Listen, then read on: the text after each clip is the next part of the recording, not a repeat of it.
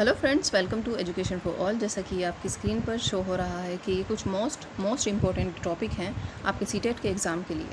ठीक है, 20 अगस्त को आपका एग्ज़ाम है और आप ये चेक कर सकते हो कि इन टॉपिक्स में से कौन सा टॉपिक आपने मिस कर दिया है या किस टॉपिक की आपने मतलब के बारे में अभी नहीं पढ़ा है।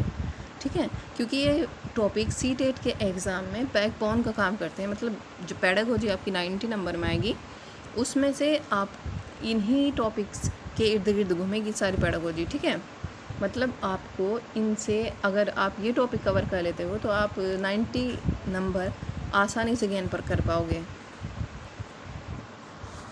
और ये टॉपिक आपको ऐसे नहीं कि मतलब हवा में पढ़ने हैं, ऐसे ऊपर ऊपर से पढ़ने हैं। जस्ट 15 टॉपिक है, बट आपको इन डीप में पढ़ना पड़ेगा इन्हें। ठीक है, सीटेट में ना लिमिटेड टॉपिक हैं, लेकिन जितने भी टॉपिक हैं ना उनको आपको डीप में पढ़ना होता है। ठीक है, इनमें से काफ़ी टॉपिक हम कवर कर चुके हैं। आप चैनल पे जाकर देख सकते हो या आप यूट्यूब से भी सर्च कर सकते हो। ऐसा नहीं है कि आप सिर्फ इसी चैनल पे विज़िट करो, वहीं पे देखो। आप यूट्यूब से सर्च करो 1 बाय 1। अगर आपका एक भी टॉपिक इसमें से मिस है ना, अभी तक आपने इसमें से कवर नहीं किया है, तो आप बहुत बड़ी गलती कर रहे हो। क्योंकि इसके बिना मुझे नहीं लगता सीटेट आप सीटेट के सारे क्वेश्चन अटैम्प्ट कर पाओगे। पेडागोजी आप जानते हैं 90 नंबर में आएगी, और उस पेडागोजी की बैकबोन है ये टॉपिक 15। और इनमें 2 टॉपिक और ऐड करना आप। एक तो NP 2020 एंड NCF 2020 NCF 2022। ठीक है डियर, आप ये और कवर कर लेना। फिर आपका सीटेट का एग्ज़ाम में आप कॉन्फिडेंटली बैठ पाओगे। आप ना सबसे पहले CDP को ही कवर करना, क्योंकि इसमें इतना ज़्यादा टाइम नहीं लगता। अब तो वैसे भी ऑफलाइन है, इसमें आप सबसे पहले CDP कवर करना। और उसके बाद लैंग्वेज में जिस भी लैंग्वेज पे आपकी पकड़ अच्छी है, जैसे हिंदी में या इंग्लिश में, मोस्टली ज़्यादातर सबकी हिंदी में ही होती है, तो आप हिंदी कवर करना। ऐसे आपके 60 नंबर में से आपके 55 आसानी से ला सकते हो आप। तो सबसे पहले इन्हीं को कवर करना, क्योंकि आपको 90 का टारगेट हिट करना है। ये ऐसा नहीं कि आपको मतलब 90% लाने हैं, सिर्फ 90 क्वेश्चंस अटैम्प्ट करने हैं 150 में, आउट ऑफ 150। ठीक है, तो आप उनमें सबसे पहले जो आप जिस भी सब्जेक्ट पे आपकी सबसे अच्छी पकड़ है, आप सबसे पहले वही कवर करना। CDP में आप 8 से 10 मिनट में, अगर आपकी पकड़ CDP पे अच्छी है तो आप कर लोगे CDP के क्वेश्चन 8 से 10 मिनट में। और हिंदी के भी 10 से 12 मिनट में हो जाएंगे आसानी से, क्योंकि हिंदी में 15 नंबर की पेडागोजी आएगी, 15 नंबर का आपका पैसेज आएंगे 2। और उन पैसेज में व्याकरण सिर्फ 3 नंबर में हाथ है, इतने में पूछी जाएगी व्याकरण। तो आप व्याकरण पढ़ने मत बैठ जाना, just focus on pedagogy. Hindi की पेडागोजी में 15 नंबर की आएगी, और पैसेज आप देख लेना। मतलब हिंदी तो फिर भी आप कवर कर लोगे, बहुत ईजी आती है। उसके बाद आप EVS कवर कर लेना। फिर अगर आपकी इंग्लिश अच्छी है तो आप पहले इंग्लिश, EVS से पहले इंग्लिश कवर कर लेना। और देन आप मैथ सबसे लास्ट में लेना, क्योंकि वो टाइम कंज्यूमिंग होता है काफ़ी। फिर भी आप अगर महारत भी हासिल है ना आपको मैथ में, फिर भी आप सबसे लास्ट में ही लेना मैथ को। मैं तो यही सजेस्ट करूँगी। आज हम जिन टॉपिक को कवर, इन सब टॉपिक को हम 1 बाय 1 कवर करेंगे। ठीक है, जो इनमें से बिल्कुल ही इम्पोर्टेंट है, ऐसा कह सकते हैं कि आपके एग्ज़ाम में आने ही आने हैं। हम सिर्फ उन टॉपिक को कवर करेंगे इन 4 से 5 दिन में, क्योंकि 20 अगस्त को आपका एग्ज़ाम है। तो इतना टाइम आपके पास नहीं है आप एक 2 घंटों की वीडियो देखो एक टॉपिक पे। हम जिन टॉपिक को आज कवर करेंगे वो आपके 7 से 8 नंबर बिल्कुल आएंगे आपके उसमें से। ऐसे नहीं कि हवा में बात हो रही है।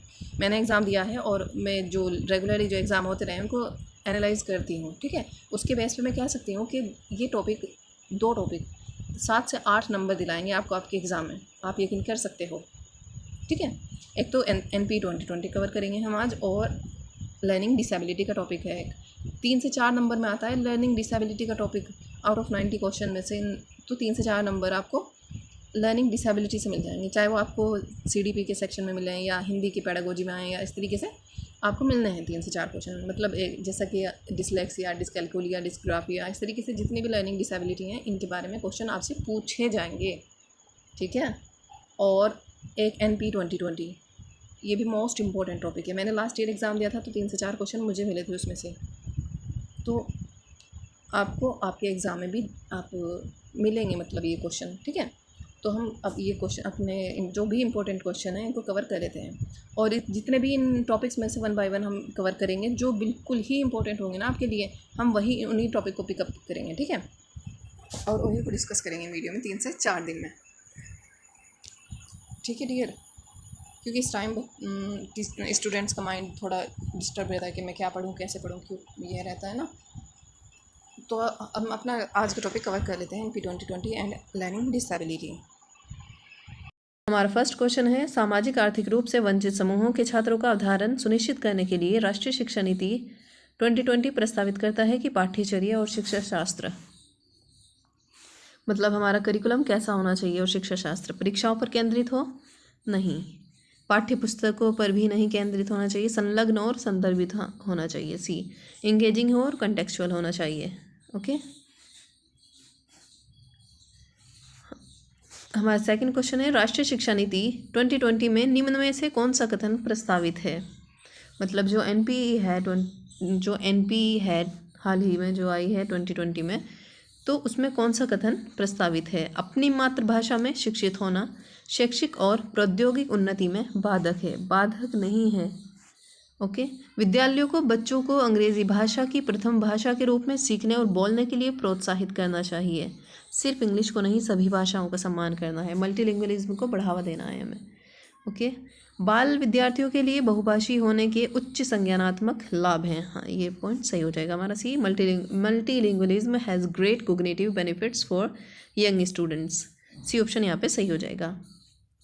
मल्टीलिंगुअलिज्म एक पॉजिटिव वर्ड है, जहाँ भी आपको ऑप्शन में दिखे ना तो भी टिक कर देना, ये मतलब राइट आंसर आपका यही होगा।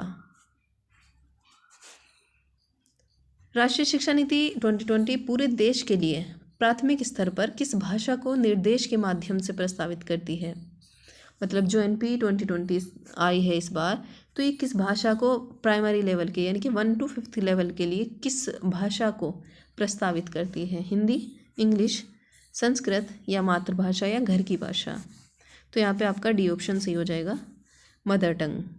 मदर टंग होम लैंग्वेज को प्राइमरी लेवल के लिए प्रस्तावित करती है NP 2020, मतलब जो भी बच्चे की घर की भाषा हो, मातृभाषा हो, उसी में बच्चे को पहले पढ़ाना है, या उसी को मतलब एक बाधक के रूप में नहीं लेना बच्चे की लैंग्वेज को, ओके, उसको हमें रेस्पेक्ट करना है बच्चे की मदर टंग को।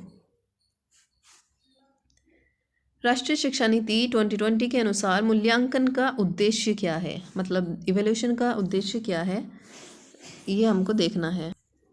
रटने की क्षमता का परीक्षण, नो, टेस्टिंग द मेमोराइजेशन एक नेगेटिव वर्ड है, ठीक है, हमें इसे प्रमोट नहीं करना, मतलब मेमोराइजेशन को मतलब रटने को बढ़ावा नहीं देना, ठीक है।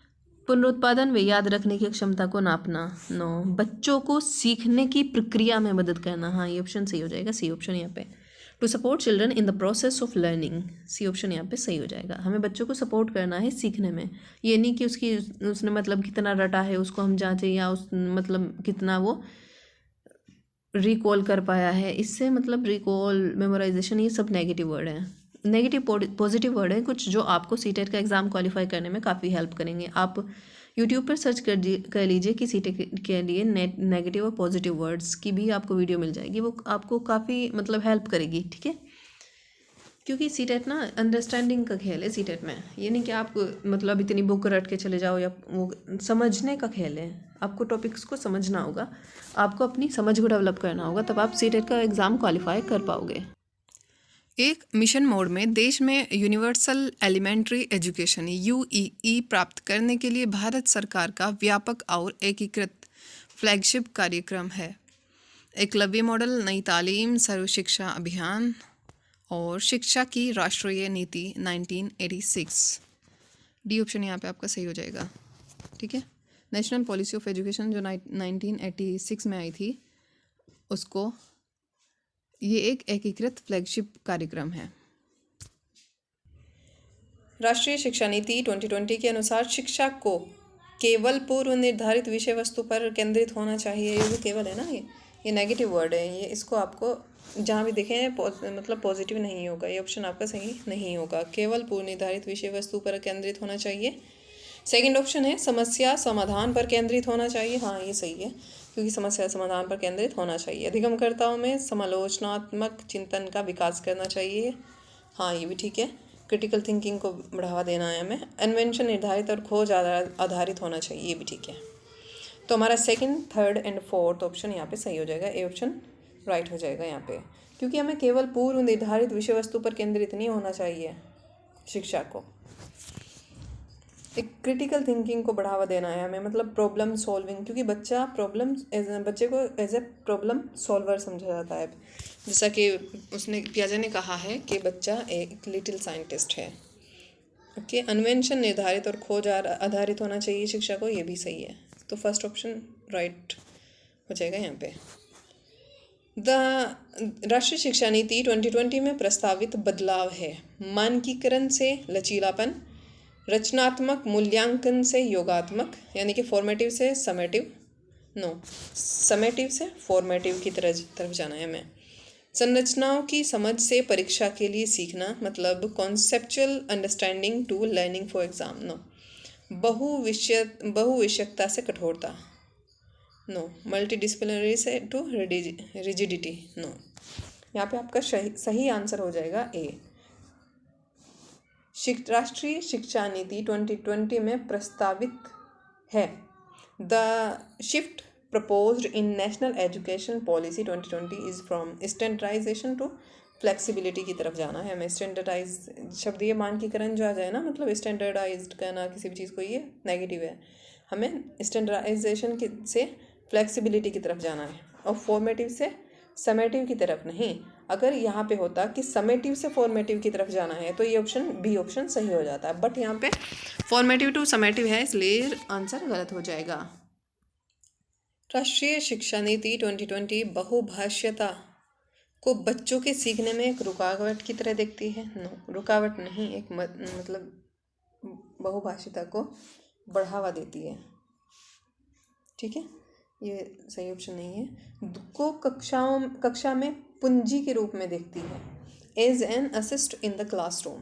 बी ऑप्शन यहाँ पे सही हो जाएगा, क्योंकि बहुभाषीयता रुकावट नहीं है। इसे हम एक मतलब हेल्पिंग सोर्स की तरह ले सकते हैं, क्योंकि भारत में ना काफ़ी भाषाएं बोली जाती हैं और हमें सभी भाषाओं का सम्मान करना है, मल्टीलिंगुअलिज्म को बढ़ावा देना है। ठीक है, और इसे एक बाधक नहीं समझना, मतलब हिंड्रेंस नहीं समझना लर्निंग में बच्चे की। तो यहाँ पे बी ऑप्शन सही हो जाएगा। हमारा 9th क्वेश्चन है, राष्ट्रीय शिक्षा नीति 2020 सामाजिक आर्थिक रूप से वंचित समुदायों से आने वाले विद्यार्थियों के उद्धारण के लिए क्या प्रस्तावित करती है। मतलब जो बच्चे सोशली बैकग्राउंड मतलब वंचित समुदाय से आते हैं, तो उनके लिए NP 2020 में क्या प्रस्तावित है। रूट लर्निंग, रूट लर्निंग को बढ़ावा तुम्हें देना नहीं है। पाठ्यचर्या व मूल्यांकन का मानकीकरण जहाँ आ जाए ना, ये नेगेटिव हो जाएगा। स्टैंडर्डाइजेशन नहीं करना हमें, फ्लेक्सिबिलिटी की तरफ जाना है स्टैंडर्डाइजेशन से। प्रदर्शन उन्मुख परीक्षण,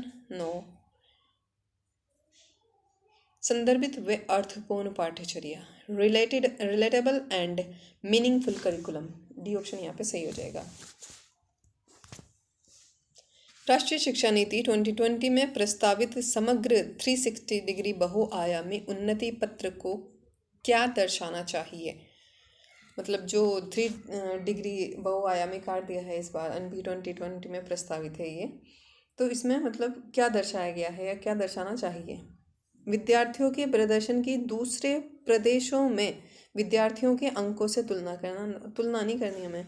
विद्यार्थियों की संज्ञानात्मक, भावात्मक व मनोगत्यात्मक आयामों में प्रगति देखते हैं। और ऑप्शन, विद्यार्थियों की संज्ञानात्मक क्षमताओं के अनुसार सही पहचान कर 8 बिंदु श्रेणी पैमाने पर नामांकन नहीं करना। विद्यार्थी के अवधारणों में कमियां जिन पर अभिभावकों को मेहनत करनी है। मेहनत अगर अभिभावकों को ही करनी होती तो वो कॉलेज की ओर भेजते अपने बच्चों को। ठीक है, मेहनत तो टीचर को करनी है अपने स्टूडेंट्स के साथ, उन्हें हेल्प करनी है एज ए फैसिलिटेटर। टीचर को बच्चे को उसकी लर्निंग में हेल्प करनी है, क्योंकि अब टीचर को एक फैसिलिटेटर की तरह देखा जाता है, डिक्टेटर की तरह नहीं। ठीक है, और बच्चा ही सर्वज्ञ है, बच्चा ही सब कुछ है आज के एजुकेशन सिस्टम में। टीचर का क्या रोल है? टीचर का सिर्फ एक फैसिलिटेटर का रोल है इसमें। ओके, तो यहाँ पे बी ऑप्शन सही हो जाएगा आपका। विद्यार्थियों की जो मतलब progress of the learner in the cognitive, affective and psychomotor domains, Bloom's taxonomy में दिए गए हैं कॉग्निटिव, अफेक्टिव, साइकोमोटर डोमेन्स। राष्ट्रीय शिक्षा नीति 2020 के अनुसार का प्रयोग को प्रोत्साहित करने के लिए करना चाहिए।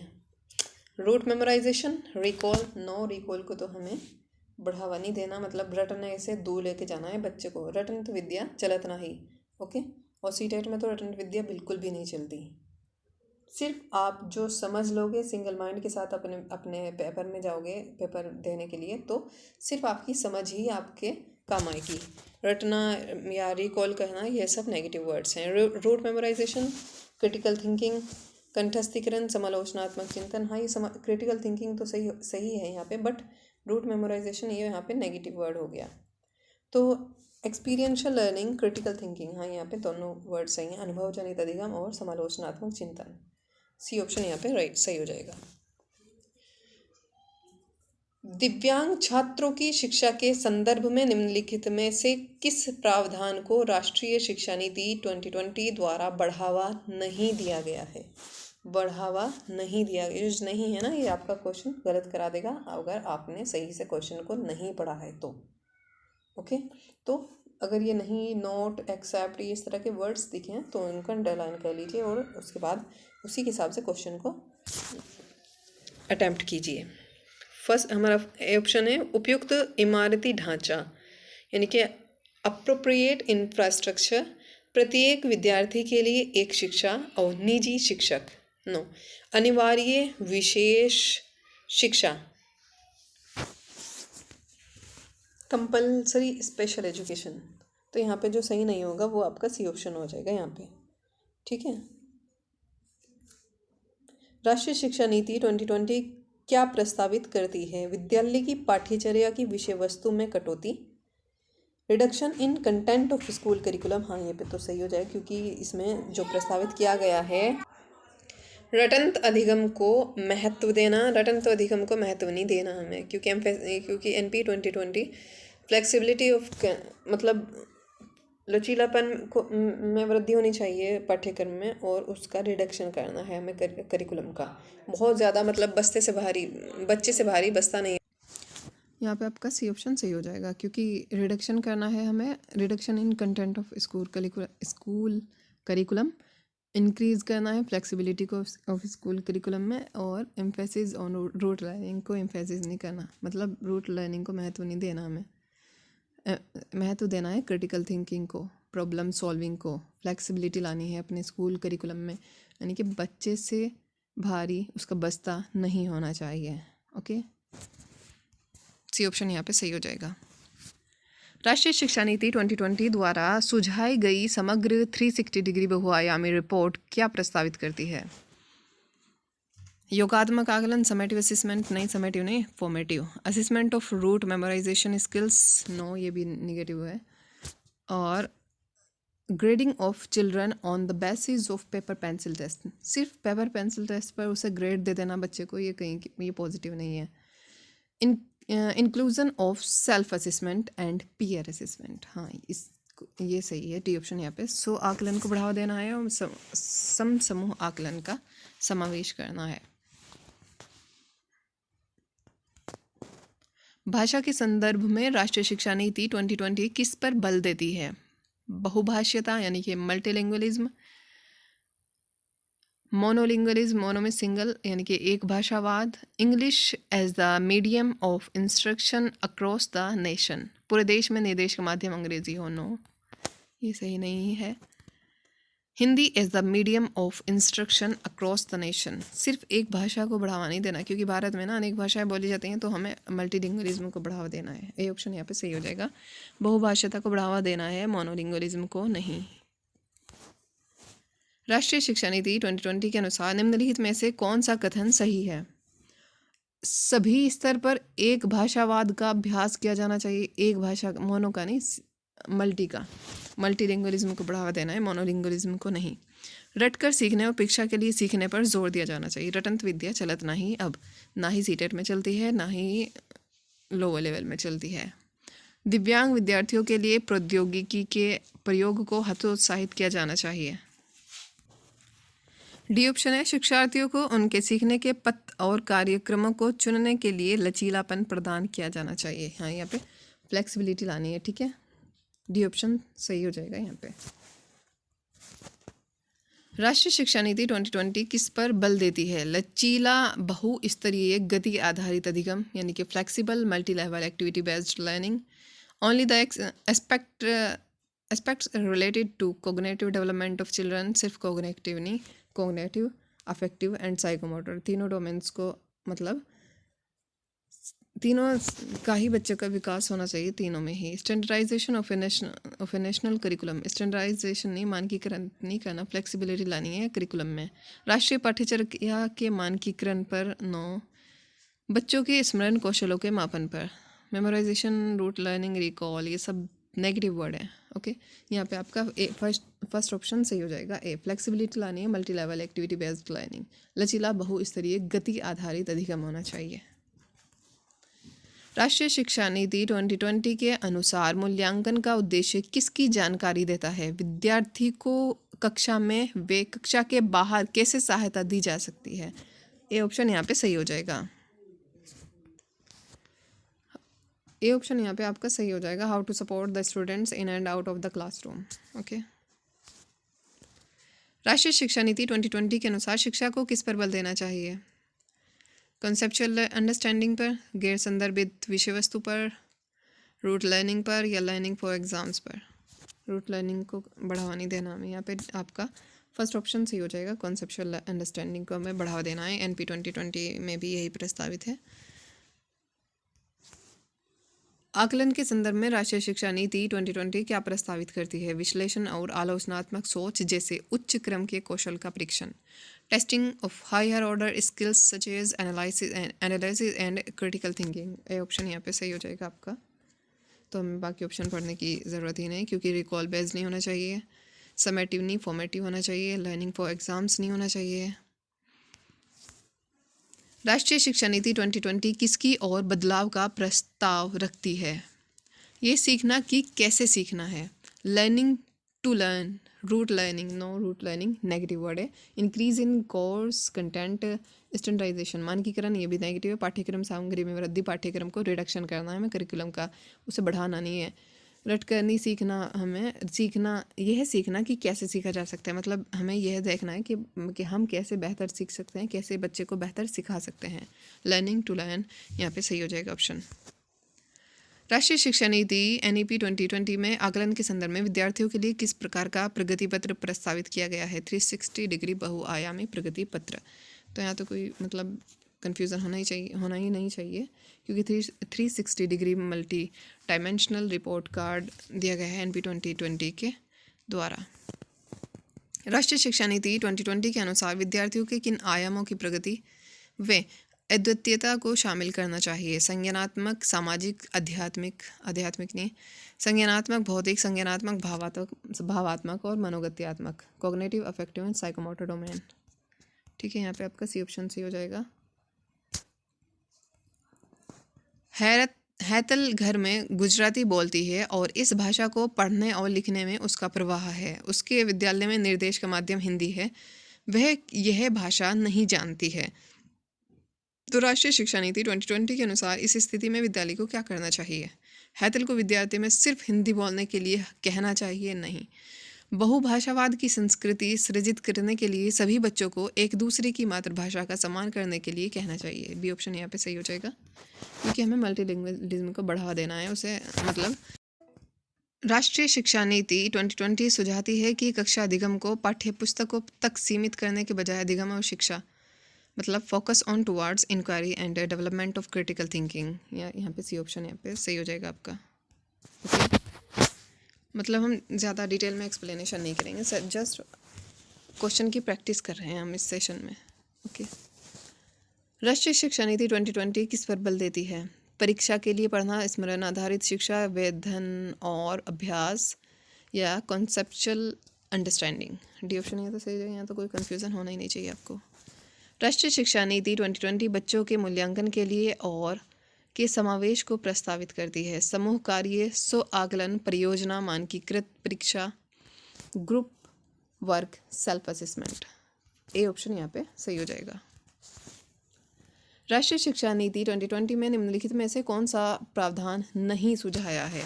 नहीं है ना, ये इस पे आप विशेष ध्यान दें। नहीं पर नहीं, नॉट एक्सेप्ट ये सब वर्ड है, इन पर आप विशेष ध्यान दिया करें।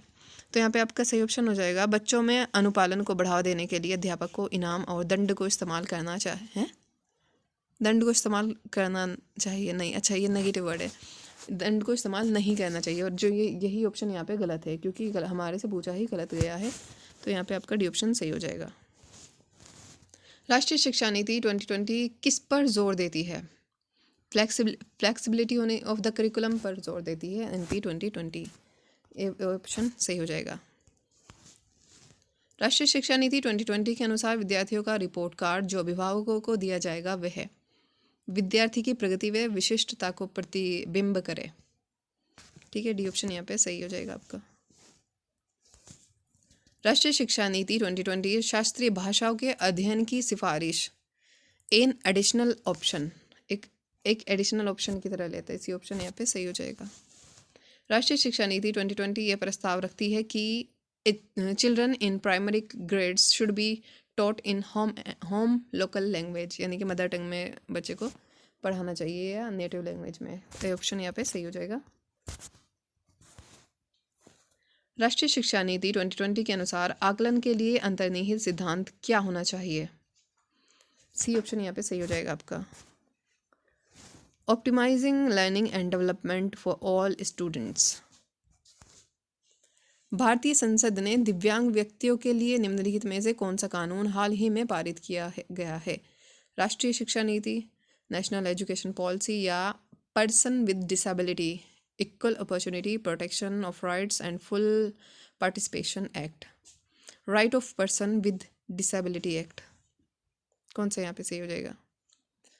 निशक्त व्यक्ति समान अधिकार मतलब संरक्षण और पूर्ण भागीदारी अधिनियम, दिव्यांगता के साथ व्यक्तियों का अधिकार अधिनियम, RPWD या PWD। ये PWD एक्ट जो है ये तो 1995 में आया था, 1995 में आया था PWD एक्ट, और ये रिवाइज होकर आया था 2016 में RPWD एक्ट। तो वर्तमान में कौन सा है? C option right, RPWD act है जो वर्तमान में प्रभाव में है।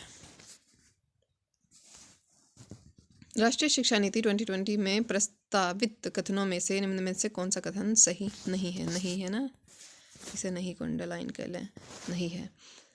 बी ऑप्शन यहाँ पे सही हो जाएगा। NEP 2020 रचनात्मक मूल्यांकन से योगात्मक मूल्यांकन की ओर परिवर्तन का प्रस्ताव रखती है। नहीं, रचनात्मक योगात्मक से रचनात्मक की ओर, यानी कि हमें समेटिव टू फॉर्मेटिव जाना है, फॉर्मेटिव टू समेटिव नहीं। ओके, तो यहाँ पे आपका बी ऑप्शन सही हो जाएगा।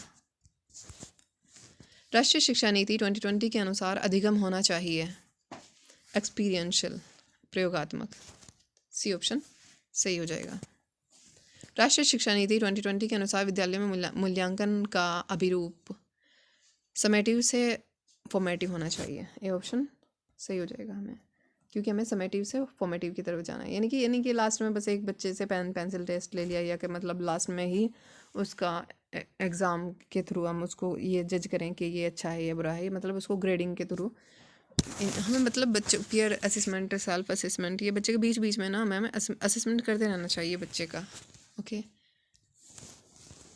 निम्न में से कौन सी शिक्षा शास्त्रीय रणनीति राष्ट्रीय शिक्षा नीति 2020 द्वारा प्रस्तावित है? अन्वेषण आधारित अधिगम, inquiry based learning, story telling based pedagogy, drill and practice, discussion based classroom, चर्चा आधारित कक्षाएं। हाँ, ये 4 ऑप्शन तो बिल्कुल सही है।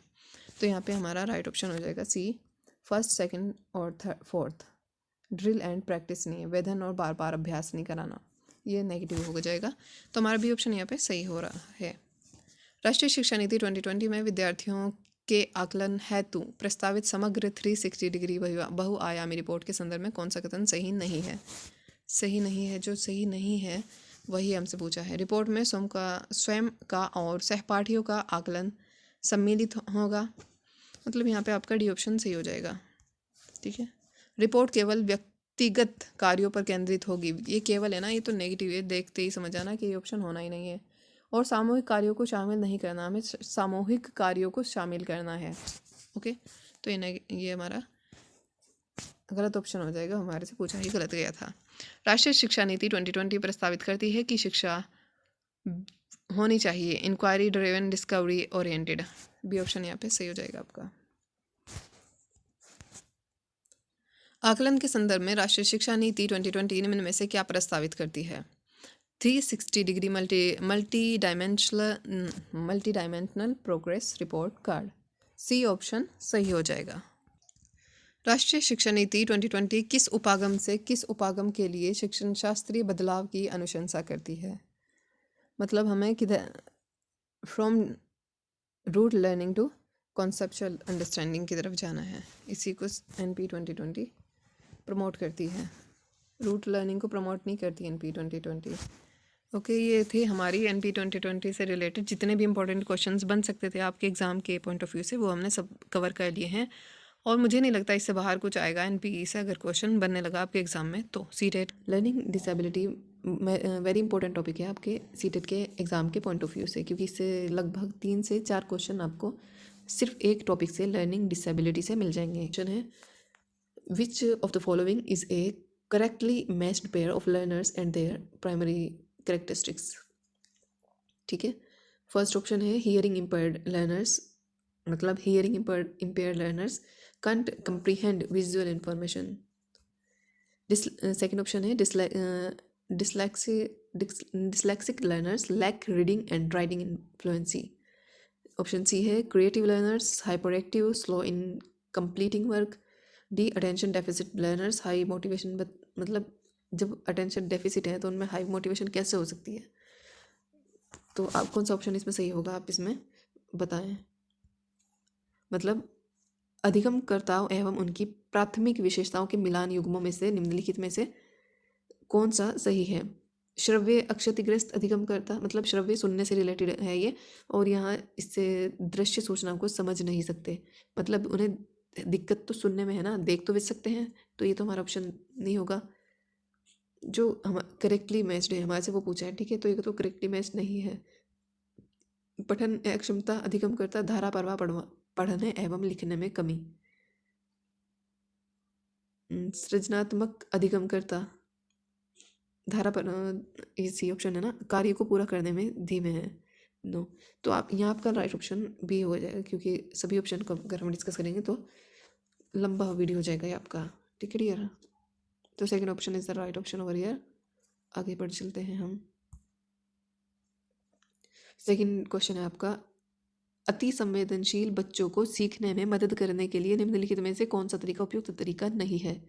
मतलब ये जो नहीं है ना, ये आप इसका ध्यान रखें, क्योंकि ये क्वेश्चन ना गलत करा देता है। नहीं, नॉट, एक्सेप्ट, इस तरह के जो वर्ड्स है ना, ये इन्हें आप ध्यान से पढ़ा करें, क्योंकि पूरा क्वेश्चन का मतलब इससे आप एक छोटे सा पॉइंट अगर आपने नज़रअंदाज किया तो ये आपका पूरा क्वेश्चन इससे गलत हो सकता है। ठीक है डियर, तो हमारे से क्या पूछा है? अति संवेदनशील बच्चों को सीखने में मदद करने के लिए कौन सा तरीका उपयुक्त नहीं है? तो कौन सा तरीका उपयुक्त नहीं है? फर्स्ट ऑप्शन है एक कार्य को छोटे प्रबंधनीय खंडों में तोड़ना। सेकंड, बी ऑप्शन है अधिगम के वैकल्पिक तरीकों की पेशकश, उनके दैनिक कार्यक्रम में शारीरिक गतिविधि का समावेश, बेचैन होने पर अक्सर उन्हें फटकार लगाना। तो उपयुक्त तरीका यही होगा कि बच्चे को हमें कभी भी बच्चे को फटकार नहीं लगानी, यही है इसका राइट ऑप्शन होगा। ठीक है, उपयुक्त तरीका नहीं है जो वो पूछा था ना हमारे से, तो हमें बच्चे को कभी भी फटकारना नहीं है। डांट, कोई मुर्गा मुर्गी बनाना, इस तरह का कोई भी फिजिकल हरेसमेंट नहीं दिया जाना है बच्चे को। क्लियर? हमारा थर्ड क्वेश्चन है, निम्नलिखित में से कौन सा व्यवहार बच्चे की अधिगम निर्योग्यता की पहचान करता है? कौन सा व्यवहार बच्चे की अधिगम निर्योग्यता यानी कि लर्निंग डिसेबिलिटी की पहचान करता है? मनोभावों का जल्दी जल्दी बदलना, यानी कि बच्चे को मूड स्विंग्स आना, अपमानजनक व्यवहार करना, बी को डी, वॉज का 100 और 21 को 12 लिखना, कम अवधान विस्तार और उच्च शारीरिक गतिविधि। तो हमारे से क्वेश्चन में पूछा क्या है गया है, कौन सा व्यवहार बच्चे की अधिगम निर्योग्यता की पहचान करता है, यानी कि लर्निंग डिसेबिलिटी को कौन सा इसमें ऑप्शन डिफाइन कर रहा है, आइडेंटिफाई कर रहा है, यह है आपका थर्ड ऑप्शन। ठीक है, क्योंकि वो ना बी को कभी कभी डी पढ़ लेता है, वो उसको 100 पढ़ लेता है, 21 को 12 पढ़ देता है। इस तरीके की जो डिफ़िकल्टी वो फेस करता है वो लर्निंग डिसेबिलिटी के अंदर काउंट होती है। और ये कौन सी डिसेबिलिटी है? ये डिसलेक्सिया की क्वालिटी है। बच्चा 100 को वोज पढ़े, डिसलेक्सिया। ओके, तो C option is the right option over here. हमारा फोर्थ ऑप्शन है children with learning disabilities. Children with learning disabilities, अधिगम अशक्तता वाले बच्चे। बच्चों को मानसिक विकास, उनका मानसिक विकास मंद होता है, बच्चे निम्न बुद्धि वाले होते हैं, या बच्चों को एक समान दिखाई देने वाले अक्षर और वर्णों में भ्रम होता है, बच्चे दृश्य शब्दों को आसानी से पहचानते हैं। नहीं, अधिगम लर्निंग डिसेबिलिटी पूछी ना तो have confusion between letters and alphabets that look alike. तो सी ऑप्शन राइट हो जाएगा यहाँ पे। सी, बच्चों को एक समान दिखाई देने वाले अक्षरों और वर्णों में भ्रम होता है। ये कौन सा होता है? पठन संबंधी विकार है, जिसे बोलते हैं dyslexia. Okay, dyslexia, dyscalculia, dysgraphia, इनसे ही मतलब रिलेटेड आपको क्वेश्चन देखने को मिल जाएगा घुमा फिरा के किसी तरह, इन 4 डिसेबिलिटीज से ही। ओके, तो हमारा फिफ्थ क्वेश्चन है, एक औसत बुद्धि वाला बच्चा यदि भाषा को पढ़ने एवं समझने में कठिनाई प्रदर्शित करता है तो यह संकेत देता है कि बच्चा डिसलेक्सिया से ग्रसित है, या डिस्ग्राफिया, डिस्कैल्कुलिया, या डिस्प्रैक्सिया। कौन सा लक्षण हो मतलब कौन सी डिसेबिलिटी बच्चे में होगी? बताएं आप सोच के, क्योंकि जहाँ आपको दिख जाए ना बच्चा भाषा को पढ़ना, ये पढ़ना दिख गया ना आपको, तो समझ लीजिए डिसलेक्सिया है। पढ़ना ये एवं समझने में कठिनाई, तो dyslexia, A option is the right answer over here. ठीक है, डिसलेक्सिया पठन संबंधी विकार है, और ये जो डिस्ग्राफिया है ना, ये अगर पढ़ने की जगह यहाँ पे लिखना होता तो डिस्ग्राफिया लिखने से संबंधित है, डिस्कैल्कुलिया मैथमेटिक्स से रिलेटेड है। ठीक है डियर, ओके। आपका सिक्स्थ क्वेश्चन है, इनमें से कौन सी अधिगम अशक्तता वाले बच्चे की एक विशेषता है? 5 से नीचे की बुद्धि लब्धि, मतलब हमारे से क्या पूछा गया है क्वेश्चन में, इनमें अधिगम अशक्तता वाले बच्चे की विशेषता है, लर्निंग डिसेबिलिटी, जो लर्निंग डिसेबिलिटी है जिस बच्चे में, उसकी क्या कैरेक्टरिस्टिक होगी? अन्य बच्चों की को धमकाता है वो, या आक्रामक कार्यों में लगे रहना। सी ऑप्शन, एक ही प्रकार की गत्यात्मक क्रिया को बार बार दोहराना, ये तो ऑटिज्म के कैरेक्टरिस्टिक है। धारा प्रवाह रूप से पढ़ना एवं शब्दों को पलटे जाने में कठिनाई। डी ऑप्शन राइट हो जाएगा यहाँ पे। ओके, एक बच्चे की कॉपी में लिखने में विपरीत छवियां, दर्पण छवि आदि जैसी गलतियां मिलती हैं। इस प्रकार का बच्चा लक्षण प्रदर्शित कर रहा है, यानी कि a child's notebook shows errors in writing. यहाँ पर आप देखें राइटिंग आ गया ना, तो राइटिंग देखते ही, लिखना देखते ही आप समझ जाइए कि ये है लर्निंग डिसेबिलिटी। और लर्निंग डिसेबिलिटी भी कौन सी? डिस्ग्राफिया। ठीक है, डिस्ग्राफिया लिखने से संबंधित डिसेबिलिटी है।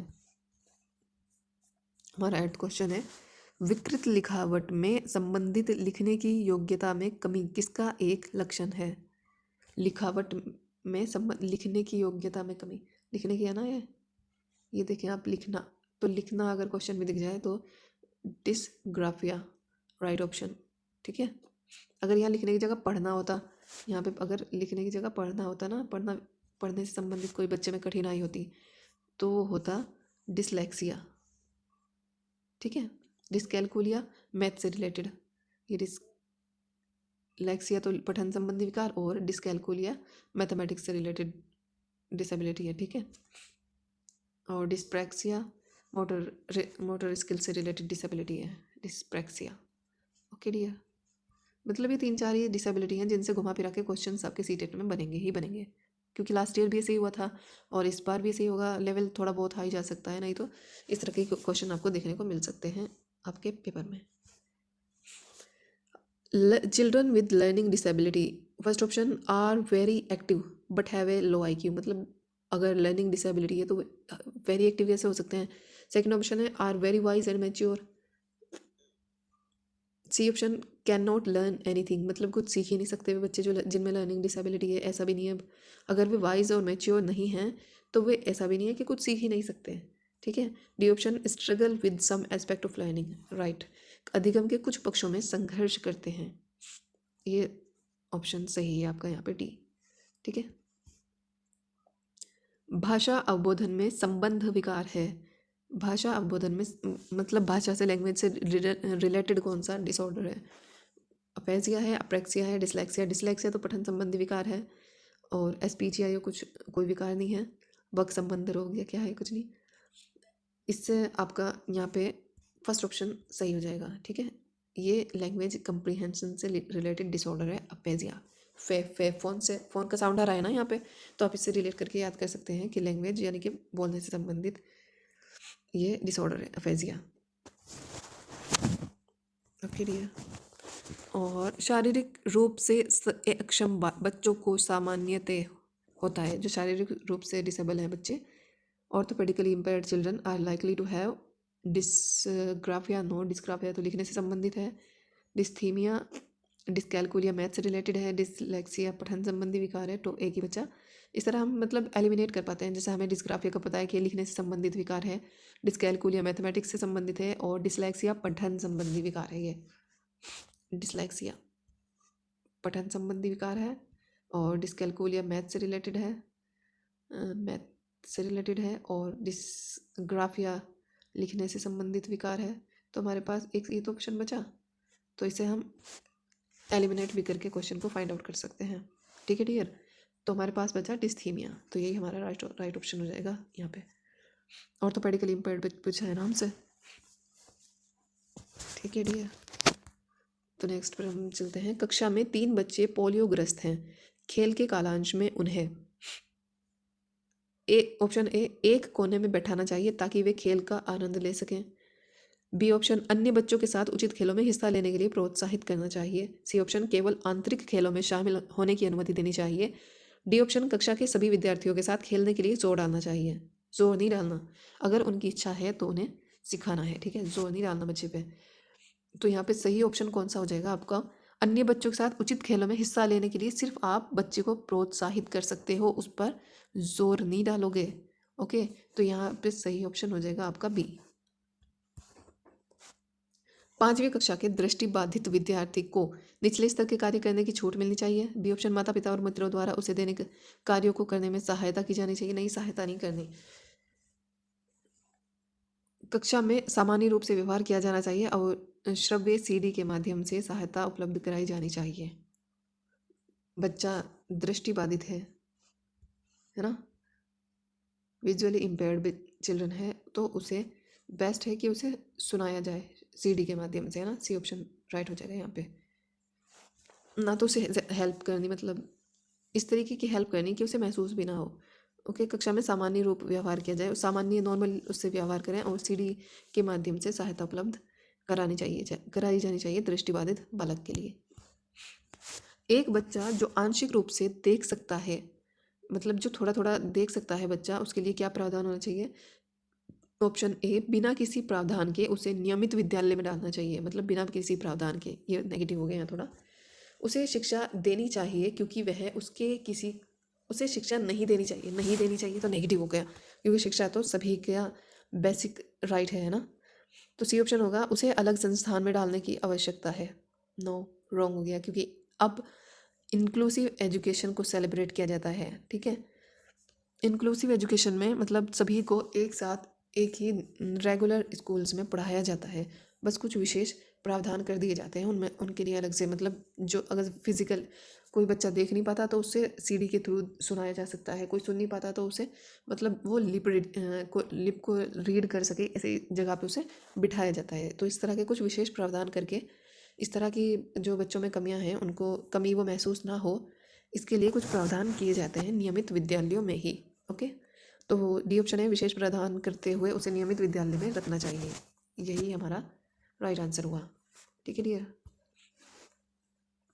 कोई शिक्षिका अपनी कक्षा में फर्नीचर की तीखी धार वाले किनारों को रुई से ढका रखने को कहती है, और छो तथा अनुभव करो वाले सूचना पटों का उपयोग करने को कहती है। वह किस वर्ग के विशेष शिक्षार्थियों की आवश्यकता पूर्ति करने का प्रयास कर रही है? मतलब टच एंड फील का जो तरीका है वो उसको अपना रही है। किसके लिए? टच, छो और अनुभव करो, यानी कि जो ए ऑप्शन है दृष्टि विकलांग शिक्षार्थी, श्रवण विकलांग, सीख ना सकने वाले, शिक्षा से सामाजिक रूप से वंचित। नो, फर्स्ट ऑप्शन इसका राइट हो जाएगा यहाँ पे, जो क्योंकि वो देख नहीं सकते इसलिए वो टच एंड फील करके सीख सकते हैं। जो बच्चे देख नहीं पाते, विजुअली इम्पेयर्ड होते हैं, उनके लिए ही ब्रेल लिपि को लाया गया। 1904 में ब्रेल लिपि का आविष्कार हुआ और उसके थ्रू जो विजुअली इम्पेयर्ड चिल्ड्रन हैं उनको पढ़ाया जाता है। ठीक है, ब्रेल लिपि में कुछ 6 या 8 डॉट्स होती हैं, उन पे बच्चों को ऐसे हाथ फिराया जाता है, मतलब उसके थ्रू उनको पढ़ाया जाता है। सुनने में असमर्थ बच्चा, नियमित ऑप्शन, नियमित विद्यालय में बहुत अच्छा कर सकता है यदि उसे उपयुक्त सुविधा और साधन उपलब्ध कराए जाएं। जो सुनने में असमर्थ है वो बच्चा नियमित विद्यालय में बहुत अच्छा कर सकता है यदि उसे उपयुक्त सुविधा और साधन उपलब्ध कराए जाएं। सेकंड ऑप्शन है, नियमित विद्यालय में अपने सहपाठियों के समान कभी प्रदर्शित नहीं कर सकता। तो ये तो गलत है कि कभी, मतलब अच्छा प्रदर्शन बच्चा कर ही नहीं सकता जो नहीं सुन सकता। मान लो वो सुन ही तो नहीं पा रहा, उसको दिखाई तो देता है, तो वो देख कर सीख लेगा। ज़रूरी नहीं कि मतलब जो बच्चा सुन नहीं सकता वो देख कर भी ना कुछ सीखे, तो नेगेटिव पॉइंट हो गया ना। सी ऑप्शन है, श्रवण असमर्थता वाले बच्चों के विद्यालय में ही भेजा जाना चाहिए, ऐसा भी कुछ नहीं है। डी ऑप्शन है, केवल एकेडमिक शिक्षा से लाभ नहीं उठा पाएगा, उसे उसके स्थान पर व्यावसायिक शिक्षा दी जानी चाहिए। ये जो केवल होता है ना, जहाँ पे केवल, ओनली, ये जो वर्ड्स हैं ना, ये नेगेटिव वर्ड्स होते हैं। तो कुछ नेगेटिव एंड पॉजिटिव वर्ड्स होते हैं जो आपको बहुत हेल्प करते हैं, आपको आपका पेपर सोल्व करने में। उनको आप ध्यान से पढ़िए, उन्हें मतलब ध्यान, उस पर भी आपको उससे related positive and negative word से रिलेटेड भी वीडियोज़ मिल जाएंगी यूट्यूब पर, आप सर्च कर लीजिएगा, क्योंकि ये बहुत हेल्प करते हैं, पॉजिटिव एंड नेगेटिव वर्ड्स। आधा पेपर तो सोल्व यही करा देते हैं आपका। ज़रूरी नहीं आप रटो चीज़ों को, मतलब कुछ समझ के भी आप जो आंसर है उसे फाइंड आउट कर सकते हो। तो ये जो केवल इस तरीके से ओनली, मतलब ये जो वर्ड्स होते हैं ना, ये नेगेटिव वर्ड्स होते हैं। ठीक है, तो यहाँ सही ऑप्शन कौन सा होगा, नियमित विद्यालय में बहुत अच्छा कर सकता है यदि उसे उपयुक्त सुविधा और साधन उपलब्ध कराए जाएं। ए ऑप्शन यहाँ पे सही होगा, ए। ठीक है, A teacher has a hearing impaired child in her middle school class. It is important for her to, option A, ask the school counselor to talk the child's parents and tell them to withdraw their child from school. Withdraw कैसे करा सकते हैं आप किसी बच्चे को school से अगर वो हेयरिंग इम्पेयर्ड है तो?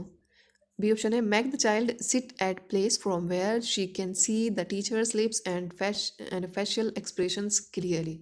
बिल्कुल राइट ऑप्शन यही होगा आपका, क्योंकि बच्चे को अगर वो मतलब सुन नहीं सकता तो वो उसे ऐसी जगह पे बिठाया जाए जो वो लिप रीड कर सके बच्चों को, टीचर्स की। ठीक है, बी ऑप्शन राइट हो जाएगा यहाँ पे। The major frustration that children with hearing loss face in the classroom is: A option, the inability to read the prescribed textbook; B option, the inability to participate in sports and games; C, the inability to communicate or share information with others; D, the inability to take examinations with other students। मतलब जो बच्चा श्रवण harass यानी कि hearing impaired है, श्रवण ह्रास से ग्रसित बच्चे कक्षा में किस सबसे मुख्य समस्या का सामना करते हैं? मतलब वे पाठ्य पुस्तक को पढ़ नहीं सकते, पढ़ने की अक्षमता होगी उनमें, या खेलकूद में भागीदारी नहीं ले सकते, या दूसरों के साथ संप्रेषण करने और सूचनाओं को बांटने में अक्षमता, दूसरे विद्यार्थियों के साथ परीक्षा देने में अक्षमता। परीक्षा देने में क्या दिक्कत होगी उन्हें इससे, तो सही, मतलब इसमें यहाँ आपका सही ऑप्शन हो जाएगा सी, दूसरों के साथ संप्रेषण नहीं कर पाने, क्योंकि वे दूसरे की बात को समझ ही नहीं पाने। जब उन्हें सामने वाले की बात सुना ही नहीं देगी तो वो संप्रेषण कैसे कर पाएंगे? और सूचनाओं का मतलब ना तो वे अपनी बात किसी को समझा पाने, ना ही सामने वाले की बात समझ पाएंगे। ठीक है, तो सी ऑप्शन राइट हो जाएगा यहाँ पे। Learning disability in motor skills is called, मतलब मोटर स्किल्स से रिलेटेड जो डिसेबिलिटी है वो है ए ऑप्शन डिसकैलकुलिया। डिसकैलकुलिया तो मैथ से रिलेटेड है। डिसकैलकुलिया कैलकुलेशन से आप समझिए कि कैलकुलेशन क्या में होती है, मैथ में। ठीक है, तो मैथ से रिलेटेड कौन सा डिसऑर्डर है, डिसकैलकुलिया। डिसलेक्सिया पढ़ने से रिलेटेड, डिसलेक्सिया पढ़ने से रिलेटेड। डिस्प्रैक्सिया और डिस्फेजिया फिर फ़ोन का साउंड आ रही ना, लैंग्वेज से रिलेटेड। और डिस्प्रैक्सिया यह है मोटर स्किल से रिलेटेड आपका, तो डी ऑप्शन यहाँ पे सही हो जाएगा, dyspraxia. Okay, A motor speech disorder that affects speech is called, motor speech से रिलेटेड है, मतलब एक वह गतिक वाक विकार जो बोलने को प्रभावित करता है, बोलने से। अप्रेक्सिया, अफेजिया, डिस्पोनिया या वर्ड फोबिया। अफेजिया में भी, ओके, यहाँ पे अफेजिया आपका सही ऑप्शन हो जाएगा। ऑटिज्म इंक्लूड, ऑटिज्म एक डिसऑर्डर है, वो उसके अंतर्गत क्या आता है? A option visual impaired, no. Hyper activity, no. C retarded physical growth, no. Inability to relate to others, right. D option right होगा यहाँ पे।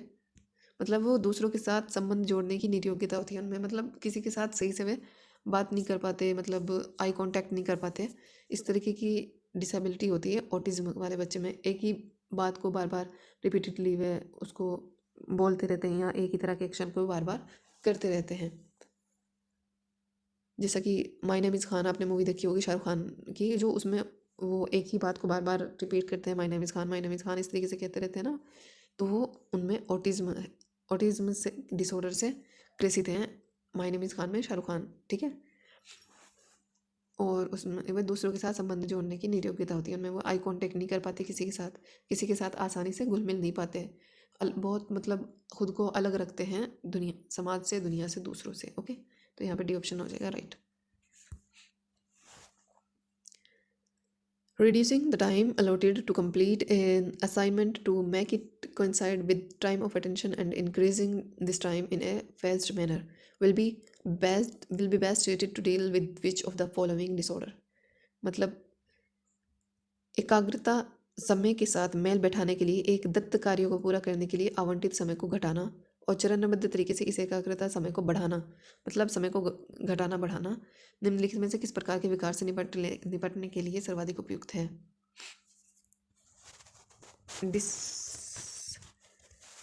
अशांतकारी व्यवहार संबंधी विकार, डिस्पेजिया, संवेदीकरण विकार, या एकाग्रता ह्रास अतिक्रियाशीलता विकार, मतलब ADHD। हाँ, ये ADHD होगा, ये आपका थर्ड है ना, डी ऑप्शन ADHD, इसे शॉर्ट में बोलते हैं, इसकी फुल फॉर्म है attention deficit hyper active disorder. ये यहाँ पे सही हो जाएगा आपका डी ऑप्शन, ठीक है डियर, इसे शॉर्ट में बोलते हैं ADHD। इसमें क्या होता है ना, बच्चा मतलब हाइपर एक्टिव होता है, वो एक जगह टिक के नहीं बैठ पाता, उसे मतलब कुछ ना कुछ करना होता है। टीचर अगर क्लास में पढ़ा रहा है तो वो अपने ही काम में लगा रहेगा, या इस तरीके से कुछ भी एक जगह टिक के नहीं बैठ पाते, जिनको ADHD डिसऑर्डर होता है, ठीक है। How would you identify A child with learning disability? आप कैसे फाइंड आउट करोगे एक लर्निंग डिसेबिलिटी किस बच्चे में है? A option by administering intelligence test, मतलब आप उनका इंटेलिजेंस टेस्ट लेंगे by seeing their physical appearance, by looking at their notebooks for writing, no. By observing how much they fight with other children, no. तो यहाँ पे सही option आपका हो जाएगा, उसकी बुद्धि परीक्षण नहीं करेंगे, उसकी शारीरिक बनावट देखकर उसकी लिखने की नोटबुक, उसके देखने के लड़ने, नहीं, बी ऑप्शन हो जाएगा यहाँ पे सही, बी ऑप्शन, ठीक है।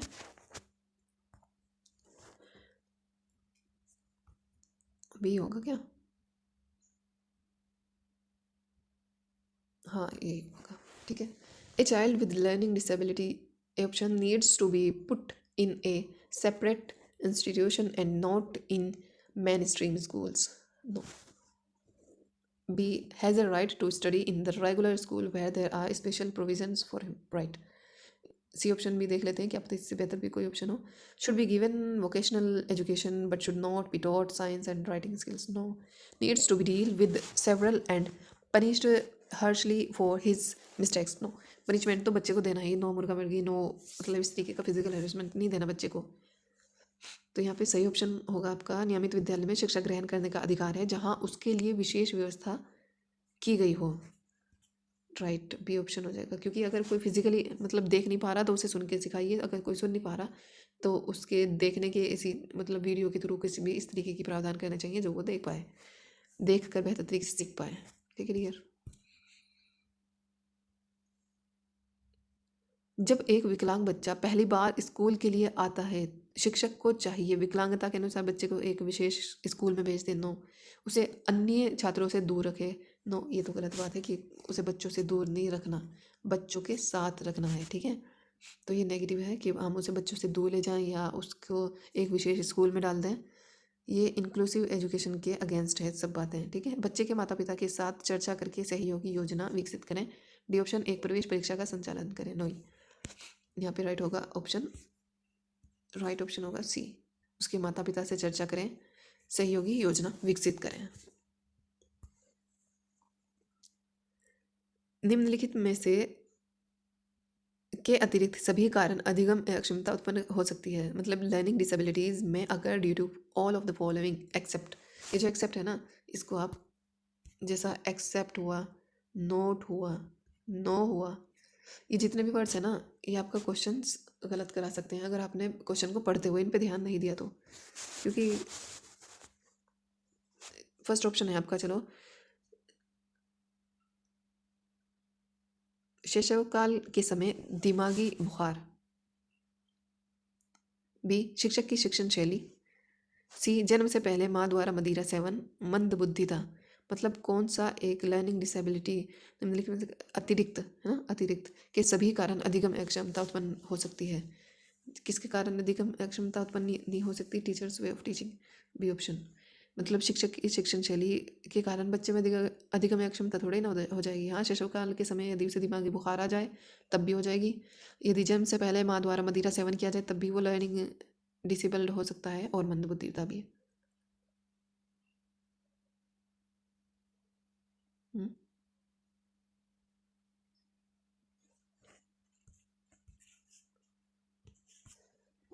Which one of the following could cause learning disability. मतलब लर्निंग डिसेबिलिटी का क्या कारण हो सकता है? निम्नलिखित में से कौन सा अधिगम निर्योग्यता का कारण हो सकता है? ए, सांस्कृतिक वैभिन्य। बी, अभिभावक द्वारा बच्चे के जन्म से पूर्व ड्रग इस्तेमाल करना। शिक्षक की अभिक्षमता, संवयस्कों द्वारा प्रदर्शित उदासीनता।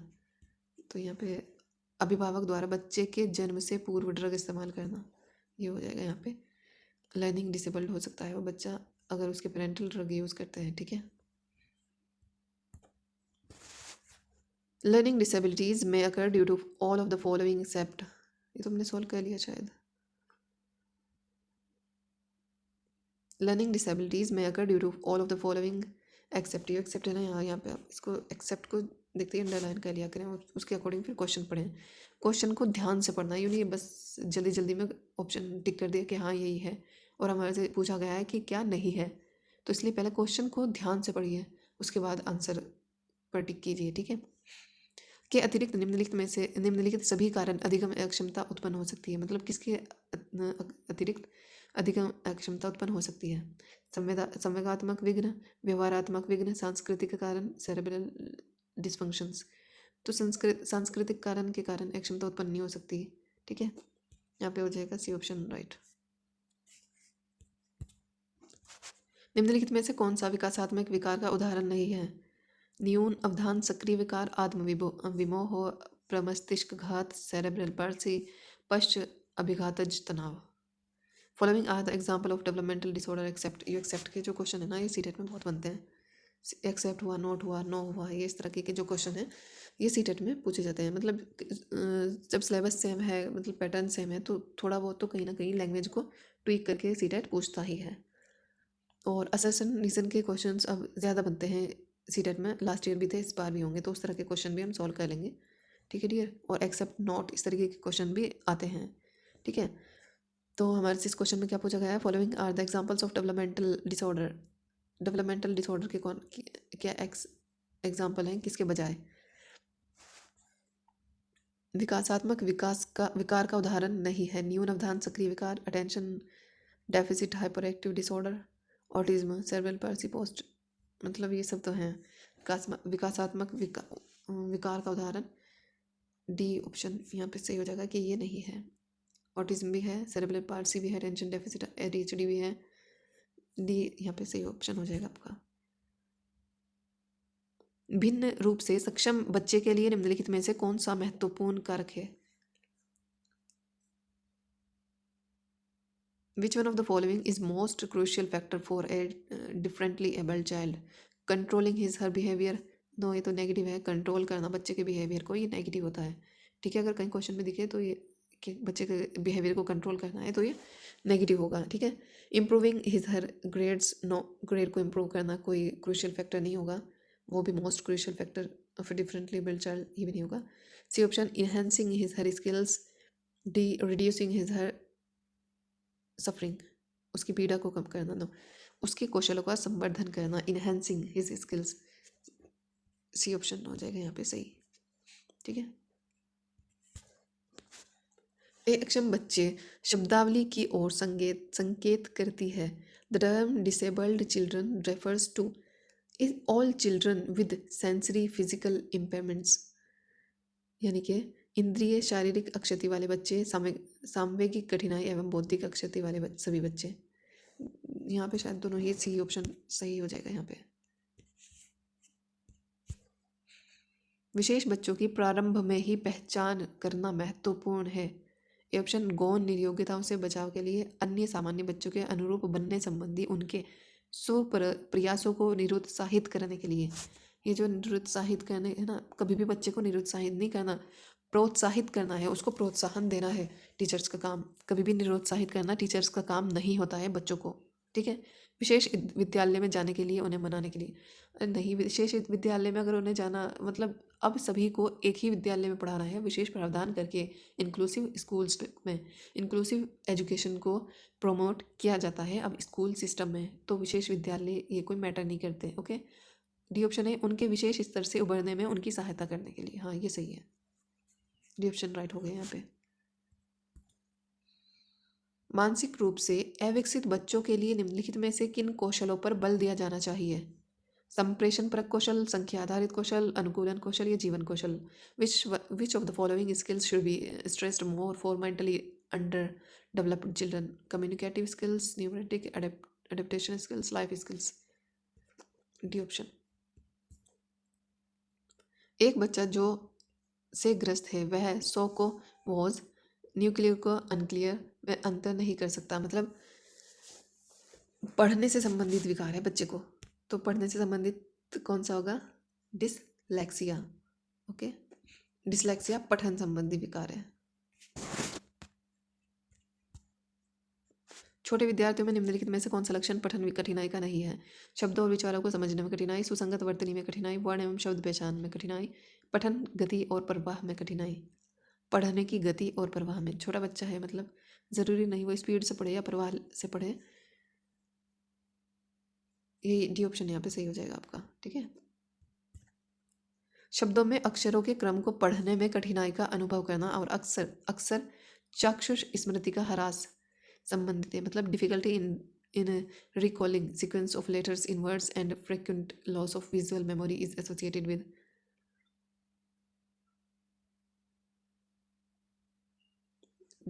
पढ़ना देखिए ना यहाँ पे, आप देखें पढ़ने में कठिनाई, ये पढ़ने में कठिनाई अगर आपने देख लेना फिर आपको पूरा क्वेश्चन पढ़ने की ज़रूरत भी नहीं है कि क्या पूछा या क्या नहीं पूछा। पढ़ने में कठिनाई है तो डिसलेक्सिया, ठीक है। लिखने में कठिनाई है तो डिसग्राफिया, मैथ से रिलेटेड है तो डिसकैलकुलिया, ठीक है। तो यहाँ पे सही कौन सा ऑप्शन होगा? डिसलेक्सिया ए, ओके। जब एक शिक्षिका दृष्टिबाधित शिक्षार्थियों को कक्षा के अन्य शिक्षार्थियों के साथ सामूहिक गतिविधियों में शामिल करती है तो वह सभी शिक्षार्थियों में दृष्टिबाधित शिक्षार्थियों के प्रति सहानुभूति विकसित, नहीं बच्चों में हमें सहानुभूति विकसित नहीं करनी, बच्चों के में सहानुभूति नहीं। बी ऑप्शन, दृष्टिबाधित शिक्षार्थी पर संभवतः तनाव बढ़ा रही है, नो। कक्षा के लिए सीखना है तो बाधाएं उत्पन्न ही। डी ऑप्शन, समावेशी शिक्षा की भावना के अनुसार कार्य कर रही है, बिल्कुल राइट। जो इंक्लूसिव एजुकेशन है ना, वो अनेकता में एकता की बात करती है, मतलब सभी को साथ लेकर चलने की बात करती है इंक्लूसिव एजुकेशन। चाहे कोई फिजिकली इम्पेयर्ड है, विजुअली इम्पेयर्ड है, हियरिंग इम्पेयर्ड है, किस तरह की भी बाध्यता बच्चे में है तो उनको सामान्य स्कूल्स में ही पढ़ाया जाए, इस चीज़ को सेलिब्रेट करती है इंक्लूसिव एजुकेशन, समावेशी शिक्षा। समावेशी शिक्षा जो ये है ना, ये आपका 5 से 6 नंबर का टॉपिक है सीटेट में, तो आप इसको अच्छे से पढ़ें। ये आपकी बीएड में पूरा एक सब्जेक्ट है समावेशी शिक्षा के नाम से, अगर आपने बीएड किया हुआ है तो आप वहाँ से अपनी बुक्स पढ़ लीजिए, नहीं तो इस पर आप इंक्लूसिव एजुकेशन करके टॉपिक को सर्च कर लीजिए यूट्यूब से ही आपको बहुत सारे वीडियोस इससे रिलेटेड मिल जाएंगी, ठीक है। लेकिन ये इंपॉर्टेंट है, 5 से 6 क्वेश्चन आपको इस एक टॉपिक से कवर हो जाएंगे, आपके 5 से 6 क्वेश्चन समावेशी शिक्षा से। Okay dear, the rights of persons with disability act has been enacted in the year. जो RPWD एक्ट है, RPWD एक्ट कब आया था? ये आया था 2016 में। ये पहले आया था 2019 में और ये फिर रिवाइज हुआ सन 2016 में। ठीक है, यहाँ पे कितनी डिसेबिलिटी बताई गई थी 95 वाले में? 7 डिसेबिलिटी बताई गई थी, डिसेबिलिटी बताई थी इसमें। और सन 2016 में जो रिवाइज होकर आया था उसमें 21 डिसेबिलिटी बताई गई हैं। ठीक है, 21 में जैसा ड्वार्फिज्म है यानी कि बौनापन, ऑटिज्म, डिसलेक्सिया, डिस्कैलकुलिया, ये सब इंक्लूड है इसमें। एसिड विक्टिम मतलब तेजाब से जिसे जला दिया जाता है वो भी इसमें ही इंक्लूडेड है। ओके, टोटल 21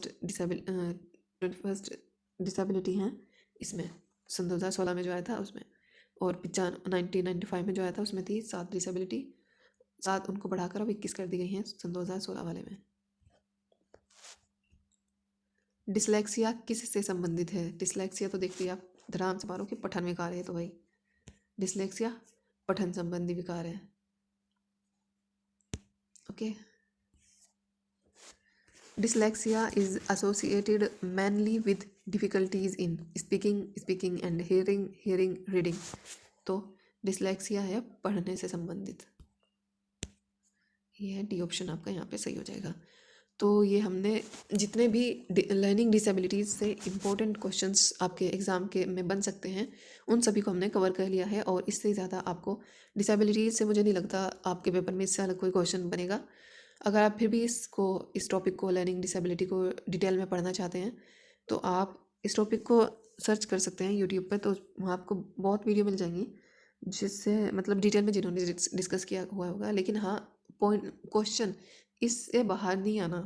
ये जो जितने भी क्वेश्चन हमने डिस्कस किए ना 43 क्वेश्चंस, तो इससे अलग आपको मुझे नहीं लगता इससे अलग आपके पेपर में कुछ भी बनेगा, क्योंकि ये 3-4 डिसेबिलिटी हैं जिससे घुमा फिरा के क्वेश्चन पूछे जाते हैं। कौन कौन सी? डिसलेक्सिया जो कि पठन संबंधी विकार है, डिस्कैलकुलिया जो मैथ से रिलेटेड है, डिस्ग्राफिया जो लिखने से संबंधित विकार है। और मतलब यही 3-4 डिसेबिलिटी हैं जिससे आपको आपके पेपर में क्वेश्चन मिल जाएगा। ऑटिज्म से भी क्वेश्चन बन जाता है और ADHD। ठीक है डियर, तो ये था आज का आपका टॉपिक लर्निंग डिसेबिलिटी का, जो हमने अच्छे से कवर कर लिया है और इससे बाहर आपके पेपर में नहीं आएगा। ठीक है, इन्हें आप जितने भी क्वेश्चन है ना, इन्हें आप 2-3 बार पढ़ लीजिए, रिवाइज कर लीजिए, ये आपको मतलब समझ आ जाएंगे। इतना मुश्किल टॉपिक नहीं है, लेकिन हाँ नंबर कैरिंग का टॉपिक है। 3 से 4 क्वेश्चन आप आसानी से इनसे इस एक टॉपिक से गेन कर सकते हैं। मतलब ये जितने भी क्वेश्चन है ना, इनसे आपको 3 से 4 क्वेश्चन मिल जाएंगे घुमा फिरा कर। बस अगर सीटेट थोड़ा लेवल हाई भी करना चाहे क्वेश्चंस का तो लैंग्वेज को ट्वीक करके पूछ लेगा, बस पूछेगा तो इन्हीं डिसेबिलिटी को ना। तो आप डिसेबिलिटी जो है उन्हें समझ लीजिए कि किस बच्चे में किस तरीके की डिसेबिलिटी हो सकती है और वो किस तरह से शो कर सकता है, और कैसे हमें इंक्लूसिव स्कूल में सभी को इंक्लूडेड करते हुए एक साथ एक छत के नीचे कैसे हम उन्हें पढ़ाएं, ये क्या क्या प्रावधान उनके लिए हो सकते हैं, ये सब आप ध्यान रखें। ठीक है डियर, तो आज के लिए इतना ही। फिर आपसे मुलाकात होती है किसी नेक्स्ट टॉपिक के साथ, इंपॉर्टेंट टॉपिक के साथ, क्योंकि सीटेट में टॉपिक्स लिमिटेड हैं बट उन्हें डीप में पढ़ना होता है। ओके डियर, तो अब तक के लिए इतना ही, फिर आपसे मुलाकात होती है, तब तक के लिए बाय बाय, टेक केयर।